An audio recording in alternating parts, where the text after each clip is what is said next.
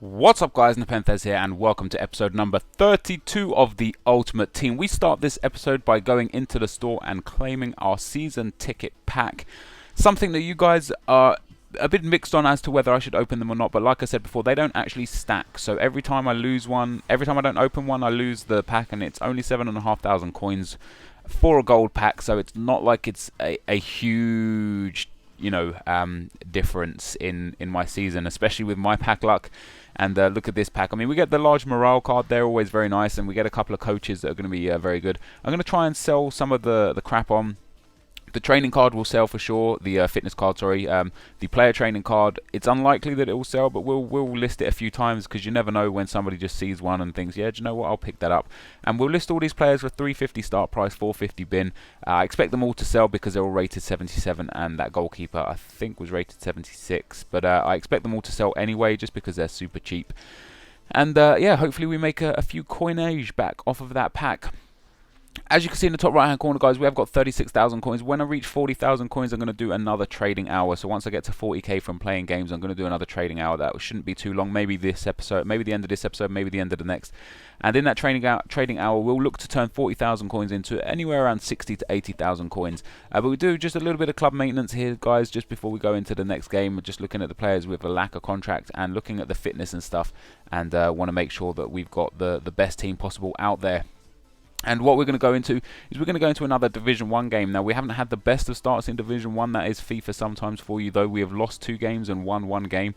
And we need to go on a hell of a streak to get into this Division 1 title spot. And we come up against this dude who's got an awesome 3-4-1-2 team. He's got Lucas, Wellington and Pato up front, Robinho and Hulk on the wings, Oscar and Ramirez in the middle. Then he's got Santana, Dede the centre-back and Naldo in the defence, and Diego Alves in goal. That centre-back trio is one of the best that you can get in this game. I would personally have David Luiz there instead of Naldo, but it's entirely preferential as to who you like.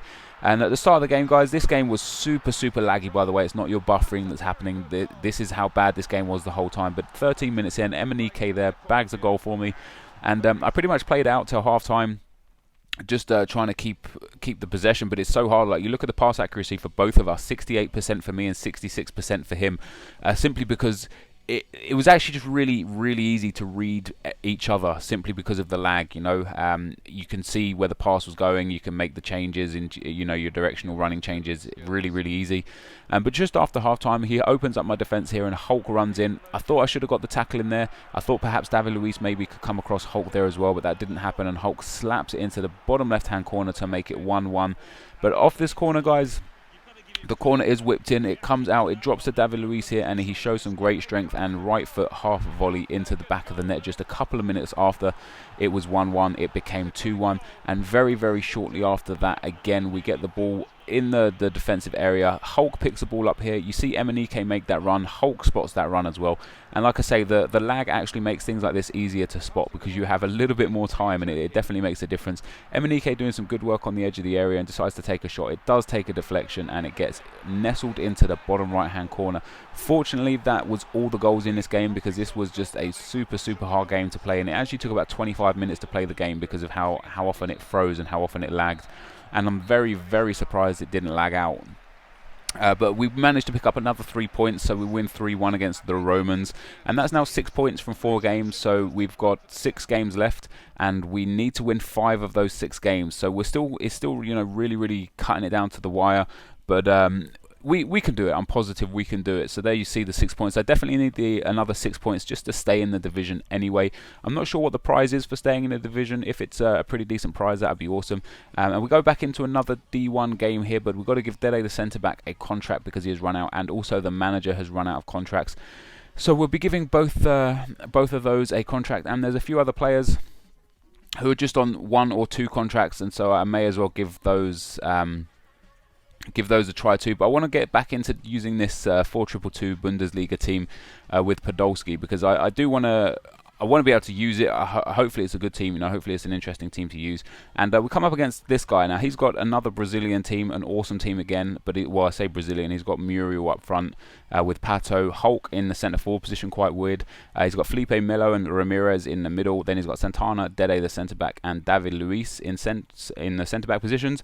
Rafael at right back, Marcelo at left back, and Julio Cesar in goal. And that again, 5 at the back with those sort of defenders is an incredible team and really, really hard to break down. And the guy does get a 1-0 lead here, just 17 minutes in. A bit of a lucky break for Muriel there, the keeper palming it straight out into his hand. But on the 45th minute, guys, the ball comes out here to, I think that's Müller, and just as he goes to take the shot, he gets taken down in the box, and that is a penalty.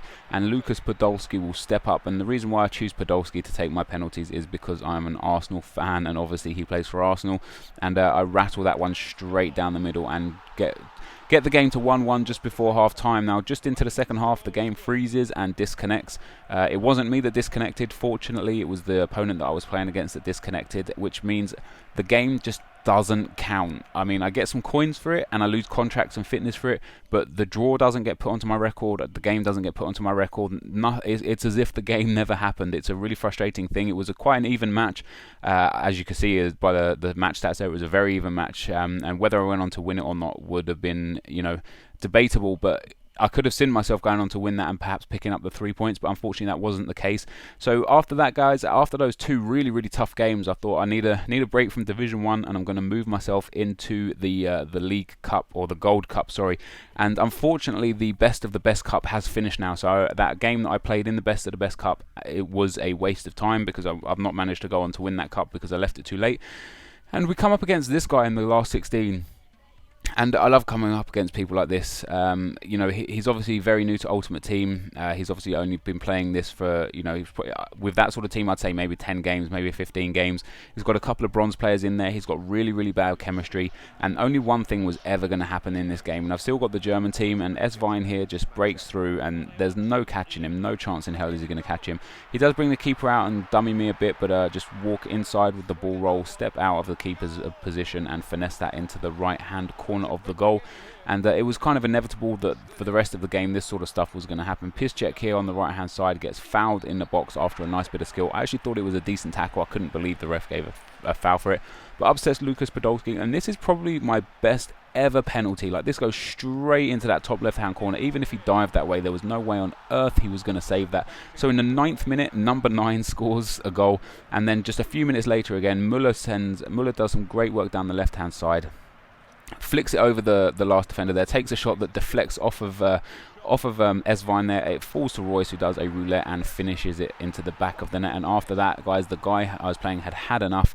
He decided he didn't want any more. I actually managed to get 100% passing for the first 15 minutes of that game, which is pretty damn awesome. But guys, this is the end of the episode, so if you did like this video, be sure to hit the like button, comment, subscribe if you haven't to my channel already. Thank you as always very, very much for watching, and I will see you next time. Cheers.